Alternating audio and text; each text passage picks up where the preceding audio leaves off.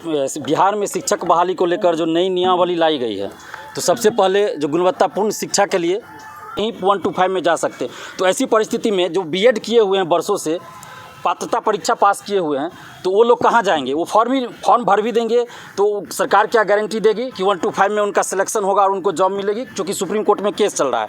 तो 6 to 8 का जितना भी सीट खाली है, सरकार से हम ये मांग कर रहे हैं कि सबसे पहले आप 6 to 8 की जितनी रिक्तियाँ हैं उन सब पे वैकेंसी निकालिए, क्योंकि सबसे ज़्यादा अभ्यर्थी इसी में है।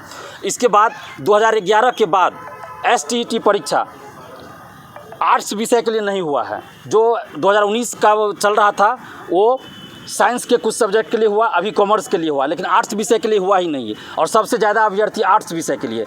तो फिर आप वैकेंसी तो निकाल दिए, 1,70,000 दिखा दिए, उसमें भी नियोजित शिक्षक भी भरेंगे, तो फिर ये जो पूरा सीट है वो भरेगा ही नहीं, खाली रह जाएगा इसमें सीट। क्योंकि अब जितना अभ्यर्थी पास कर चुके हैं पात्रता परीक्षा, आप उससे ज़्यादा रिक्ति है बिहार में, लेकिन लोग फॉर्म नहीं भर सकते क्योंकि उस विषय के लिए STET हुआ ही नहीं, और सीटेट जो पास है वो 11-12 के लिए अप्लाई ही नहीं कर सकते हैं। तो ऐसी परिस्थिति में सरकार को ये सोचना चाहिए कि क्या रास्ता निकाला जाए कि अभ्यर्थी फॉर्म भर सके। और इसके अलावा जो अपियरिंग वाली बात है, बहुत सारे स्टूडेंट का कहना है कि वो पात्रता परीक्षा पास कर चुके हैं, सीटेट पास कर चुके हैं, उनका बीएड का रिजल्ट आने वाला है, किन्हीं का जुलाई में, किन्हीं का जून में, तो उनको भी मौका दिया जाए, अपियरिंग में फॉर्म भरने के लिए मौका दिया जाए।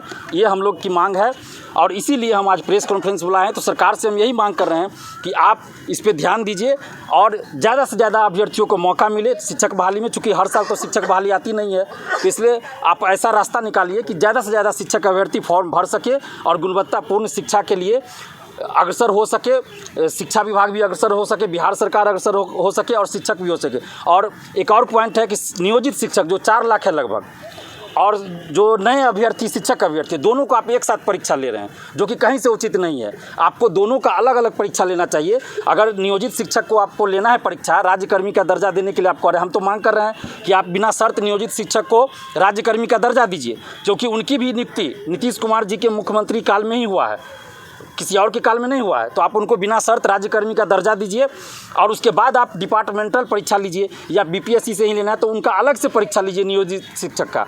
आप फ्रेश जो ले रहे हैं, जो नए अभ्यर्थी है शिक्षक अभ्यर्थी, उनके साथ उनको मत मिलाइए, अलग अलग एग्जाम लीजिए। ये हमारी मांग है, पारदर्शिता रहे, जिसका तो चर्चा BPSC के चेयरमैन अतुल प्रसाद जी ने कहा ही है कि पारदर्शिता रहेगी। तो उसके लिए हम धन्यवाद देते हैं BPSC के चेयरमैन साहब को कि उन्होंने इस बात को रखा है कि हम पारदर्शिता लाएंगे और धांधली सेटिंग नहीं होगी, पेपर लीक नहीं होगी। तो इसके लिए हम धन्यवाद देते हैं अतुल प्रसाद जी को। साथ ही नीतीश कुमार जी से ये मांग कर रहे हैं, तेजस्वी यादव जी से मांग कर रहे हैं, जब आप बिहार में 10 लाख 20 लाख नौकरी की बात कर रहे हैं, तो आप इस तरह की वैकेंसी निकाल रहे हैं जिसमें कि अभ्यर्थी फॉर्म ही नहीं भर पाएंगे, तो आधा से ज़्यादा सीट तो खाली रह जाएगा, तो फिर नौकरी किन को मिलेगी? तो इसलिए आप इस पर ध्यान दीजिए। 6 to 8 का आप जितना भी रिक्ति है उस पर वैकेंसी निकालिए, नियोजित शिक्षक के लिए अलग, और फ्रेश जो अभ्यर्थी हैं शिक्षक अभ्यर्थी उनके लिए अलग एग्जाम लीजिए। यही हमारी मांग है।